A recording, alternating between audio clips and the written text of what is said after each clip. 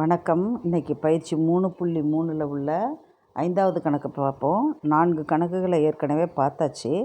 இந்த 5வது கணக்கு ஒரு ஸ்பெஷலு. பாதையின் பரப்பளவை காணுதல். பாதையினுடைய பரப்பளவெல்லாம் வடிவியலில் தான் நம்ம பார்ப்போம். ஆனால் இங்கே கேட்டிருக்காங்க இயற்கணிதத்தில். ஏன்னா இந்த முற்றொருமைகளை பயன்படுத்தி பாதையின் பரப்பை கண்டுபிடிக்கணும். நம்ம சாதாரணமானாக்கா 40, அதாவது உள்ள சதுரம், வெளியில் உள்ள சதுரம் 40 × 40 1600ன்னு போட்டுக்குவோம்.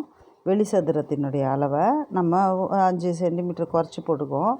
ஆனால் இது உள்பரப்பளவு கேட்கல. இங்கே தான் நீங்கள் நோட் பண்ணணும். இது உள்ள வயலினுடைய நீளம் 40 மீட்டர். அந்த வெளிப்பாதை 5 மீட்டர் அகலம் இருக்குது. அப்போ 2 சைடும்னாக்கா இது ஒரு 5 மீட்டர், ரைட்டில் ஒரு 5 மீட்டர், லெஃப்டில் ஒரு 5 மீட்டர். அப்போ வெளி சதுரத்தின் பரப்பளவுன்னு பார்த்திங்கன்னா 50 மீட்டர். 50 மீட்டர். உள் சதுரத்தின் பரப்பளவு பக்க அளவு 40 மீட்டர். அப்போ நம்ம வடிவியலில் போடணுன்னாக்கா வெளி சதுரத்தின் பரப்பளவு மைனஸ் உள் சதுரத்தின் பரப்பளவுன்னு போட்டு நம்ம 900 சதுர மீட்டர்னு கண்டுபிடிச்சிடுவோம் பாதையின் பரப்பளவை. ஆனால் இவங்க முற்றொருமைகளை பயன்படுத்தி கேட்குறாங்க. முற்றொருமைகளை பயன்படுத்தி தீர்க்க சொல்கிறாங்க.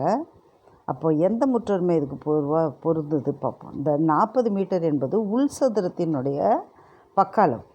அவன் அதில் நோட் பண்ணியிருக்கான் பாருங்கள்.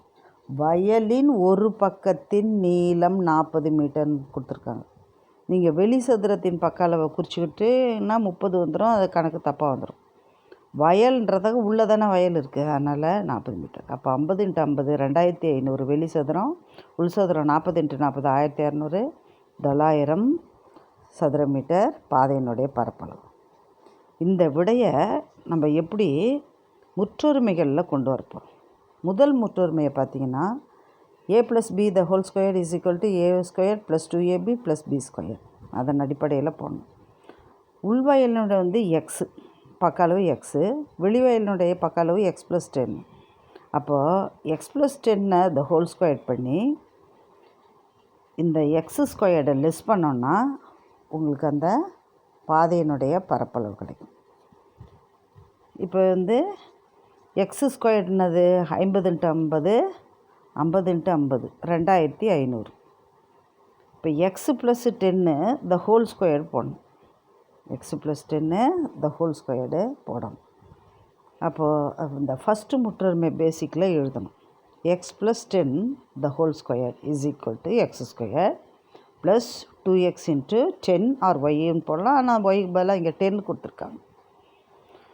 y²ன்றது 100 ஆயிடும். இந்த yன்றது 10ன்றதால 2 × 10. இங்கே 10 × 10 100. இப்போ இதன் அடிப்படையில் போட்டிங்கன்னா உங்களுக்கு இங்கே என்ன வரும்? 900 கிடச்சிடும்.